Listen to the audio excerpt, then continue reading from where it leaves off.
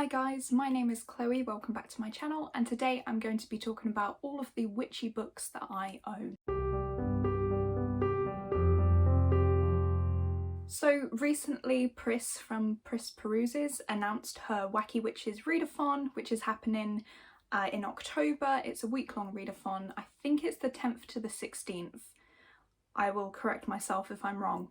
But yeah, it's basically a week-long readathon in October. And the premise is that you're a witch shopping for your supplies at the shop, and instead of exchanging money for your potions and candles and stuff like that, you need to exchange stories. So that sounded really cool, and I'm really keen to take part own because I'm just excited for the readathon. These aren't necessarily going to be the books that I'm picking up for the prompts. They're just witchy books for a witchy themed readathon that's coming out. So I've got 10 books to talk to you today. I think I've read 4 of them and 6 of them I haven't read before, and some of them only slightly make this category because yeah, I don't really own that many books. I'm surprised I found 10, to be honest. I'm definitely more of a vampire sort of girl when it comes to like the paranormal and occult and stuff like that. So yeah, I was surprised I could find 10, so I'm going to run through these. If I've read them, I'll let you know what I thought. Otherwise, I will try and give the best plot synopsis that I can for the books. So the first one on my shelf is Dorothy Must Die by Danielle Paige. I picked this one up ages ago along with a couple of the others in the series from a charity shop, and I just haven't got around to reading it. And I picked this one up because I am a massive Wicked fan. Wicked the musical, but I have read the book. We'll get to that later. But yeah, this one basically we follow, I think it's a girl called Amy. Yeah, a girl called Amy, and she's the other girl that ended up in Oz. And she gets whisked off to Oz, but Oz is not the place we know it. There are things going wrong, and it seems that the good witches aren't as good as they seem, and the wicked witches might just be the ones to trust. So Amy joins the Order of the Wicked, and yeah, I think she gets to end up being trained, and I think she has to assassinate Dorothy, maybe? I'm not sure, but I am keen to give this one a go. I haven't heard too much about this series, but it is quite old now. But yeah, hopefully it will be awesome, and Oz is a lovely magical place that I love to visit anyway. The second book on this list is The Witches of East End, and this one is by Melissa de la Cruz. Yeah, another book that I haven't read. I did watch the TV show though, like ages ago when it came out, and I really enjoyed it. So I'm hoping the book is as good and enjoyable. So in this one we follow the Beauchamp. I'm awful at pronouncing names.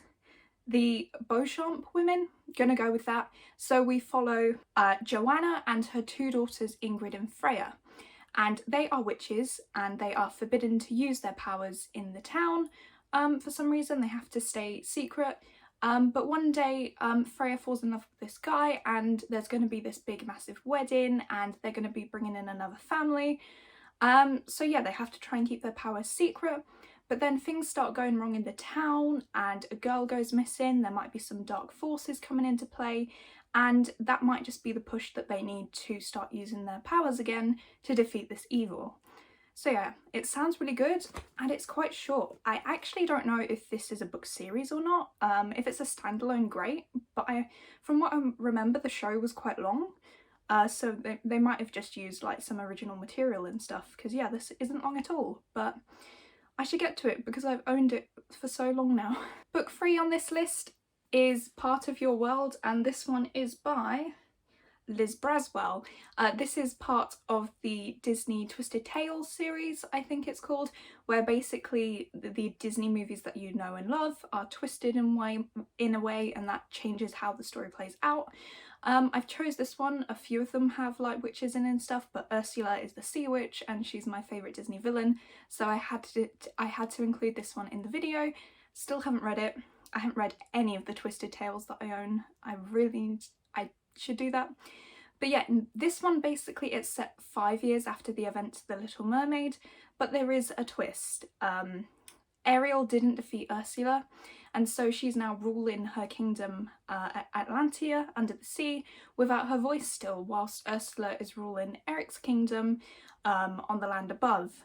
But yeah, so it sounds really grim and dark, and it's going to be interesting to see how they get out of this. There are mentions of Triton being alive when Ariel believed that he was dead, and yeah, she basically has one last shot to get her dream and her prince and put everything back to normal. So this one sounds really interesting.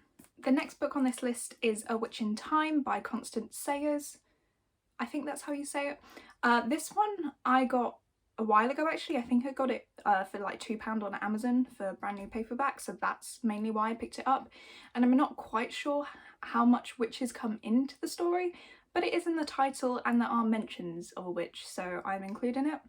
So in this one, basically we follow a girl at the start called Juliet, and she is cursed by she ends up being cursed by her mother, who's the witch in this story. But she really meant to curse Juliet's love interest because their love life isn't the best and things were going bad and stuff like that, but the curse goes wrong. So instead of getting a brand new life that she enjoys, she ends up reliving her old life over and over again because she died early, but also reliving that awful romance that she just didn't enjoy. Meanwhile, on the side, you've got this demon who is tasked with like carrying out this curse. Like, he's the one that has to have it play out, and he ends up falling in love with Juliet as she comes back each time. But not only does she come back each time, she also comes back in different time periods. So this is also kind of like a time travel story as well, which is really interesting. And I am intrigued to read this one because it does have the like coming back and reliving your life thing that I really enjoyed in Before I Fall. So that was really great, and yeah, maybe there will be some magic and stuff in this, who knows. The next book on this list is Witches Steeped in Gold by Ciannon Smart. I think that's how it's pronounced again. This is the Fairy Loot edition, so it doesn't have the gorgeous artwork on the front. But yeah, I don't know too much about this book. I just have it because it was in the Fairy Loot book. But I know this is like a Jamaican inspired witch story, and we follow two witches who are enemies, but then they have to team up and form an alliance to defeat a bigger threat, basically. And that's all I know about this one. I just find I'm intrigued to get to this one because I don't think I've read any Jamaican inspired work before, so that'd be really cool, and it'll just be great to cross another Fairy Loot book off my list. So the next book on this list is actually an ebook that I own, and this is The Girl Who Drank the Moon by Kelly Barnhill. This one just sounded really interesting when I read the synopsis, and yeah, this one is a middle grade. I think it's the only middle grade on this list, really. So in this one we follow there's a witch called Zan, and she is the witch in the woods, and then the villagers in this town offer her a baby once a year so that she will leave them alone and not like destroy their village and eat them and whatever. But they don't know that she's actually a really nice witch, and she just feeds those babies starlight and then passes them on to another village where they can have a loving home. So that's basically what she does, until one year she accidentally feeds the baby moonlight instead of starlight, and so she has to keep that baby in her care because I think she doesn't know how it's going to affect the baby, and she doesn't want it to end up evil or cursed or ill or whatever, I'm not sure. So yeah, she ends up raising this child, and this child is called Luna. And so later on the story picks up when she's 13 years old, and the village that she initially came from has finally sent someone to track down the witch and kill the witch. So Luna has to use her abilities that are emerging to protect her family now, basically, from this guy that they've sent. And yeah, sounds really cool. I don't know how long it is, but it's middle grade, so it should be a fast read. But yeah, just another one that sounded really interesting. So now we are moving into the witchy books I own that I've already read, although some of these it's been a while for. I say some of them, it's only the first one, and that one is Wicked, The Life and Times of the Wicked Witch of the West by Gregory Maguire. Now I read this one about 10 or 12 years ago when I first became interested in Wicked the musical. If you don't know, Wicked is like my all-time favourite musical, and I don't think anything's ever going to beat it. I hope not anyway, because I love it so much. So basically this is the novel that the musical was inspired by, and it is another Oz retelling. This one we follow the life of Elphaba, the Wicked Witch of the West, throughout her childhood, her university days, and as she gets older, and we basically just to get to know her backstory and why she became the Wicked Witch, when she actually really wasn't. And yeah, it's been a good while since I've read the novel, and I really need to reread it because I know there are others in this series that I want to get to because I do love this story so much. But honestly, I think this one took me quite a while to read initially, but it is quite complicated in terms of how it was written, or at least it was. I think I read it when I was 12, so I did struggle with the writing in this one, but hopefully on a reread I would love it just so much more. The next book on this list is an adult romance, and this one is the Ex Hex by Erin Sterling. I read this one last year in the fall and it was just amazing. It's so cozy and it has the Halloween vibes in it as well, and this one is just the perfect Halloween read if you're into romance. So in this one we follow Vivienne, and she's a witch, and she has a bad breakup with her boyfriend Reese and decides to curse him in the bath over a bottle of wine. Jokingly of course, until he comes back years later and it turns out that the curse actually happened. And now because of that the town is suffering and they need to team up to fix the town, and she has help of her friends, and yeah, and they end up like reattaching, and it's just really nice. I think there's a talking cat in this one as well, if I can remember, so that's always good. And like I said, go into this one for the romance and the Halloween vibes. So great. I think there's even a haunted house, though I don't remember if there were actually ghosts or not. The next book on this list is The School for Good and Evil by Soman Chainani. I read this one a few months ago now and really enjoyed it. I'm putting this one up now because the movie I think comes out very soon on Netflix. I think if I remember correctly it's October, November. But yeah, it's either October or November, so very soon. So now's the perfect time to pick this one up if you haven't read it yet. This one is wonderful, it's magical as well, and it is like set in a like fairy tale world where you have the school for good and the school for evil. In this book we follow Sophie and Agatha as they are stolen from their village and then enrolled in these schools. Sophie expects to go to the school for good so she can become a princess, and Agatha just expects to go to the school for evil because that's where she thinks she'll end up. But as it turns out, they were completely wrong and they end up in the schools opposite to what they were expecting, and we get to follow them as they make friends and learn magic in these new places. And yeah, it's just lovely. It's just lovely. And I'm hoping to continue with the series. There are 6 books in this series.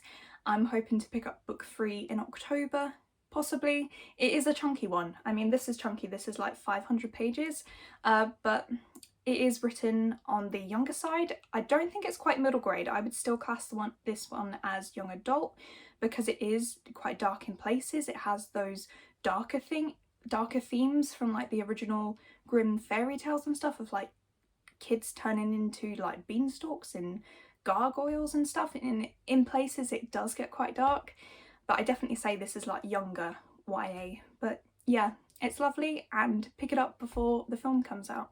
The last one on this list is a new favourite for me, and this is Nettle and Bone by T. Kingfisher. I have read this one,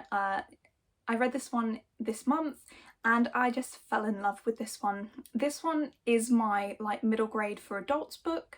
I know a lot of people have said that for House in the Cerulean Sea, but I really just didn't click with that one. And this one really gives me middle grade vibes whilst being still really dark and having those adult themes. So that's why this is my middle grade book for adults. And yeah, it's just lovely. It's a fairy tale book, and there's magic, and the characters are just so full of life, and it's so good. So what's it about? So in this book we follow Mara, and she wants to save her sister from the abusive prince and the marriage that she's in, But to do this, she's not going to be able to do it alone. She can't just walk up to the tower and like kill him. So she needs help, and so she enlists a grave witch, a fairy godmother, a former knight, and a demon possessed by a chicken, among other characters, to team up to take down the prince and save her sister. Let's not forget her bone dog. Yep, she makes a bone dog. And yeah, it's just lovely. This book is so whimsical but creepy. And yeah, the grave witch is probably one of my favourite characters apart from the chicken. She's just so sassy, and yeah, she's so grumpy as well whilst being sassy, and it's just wonderful. This book made me laugh. This book made me cry. It's just wonderful. And so yeah, it's just great. So that's it. Those are all the witchy books that I can think of that I own. Let me know down below if you've read any of these and what did you think, or let me know your favourite witchy book. I would love to hear them. I would love to add to my collection because I don't read enough of them. But yeah, that's it for now. I hope you are enjoying your current read, and I will see you in the next one. Bye!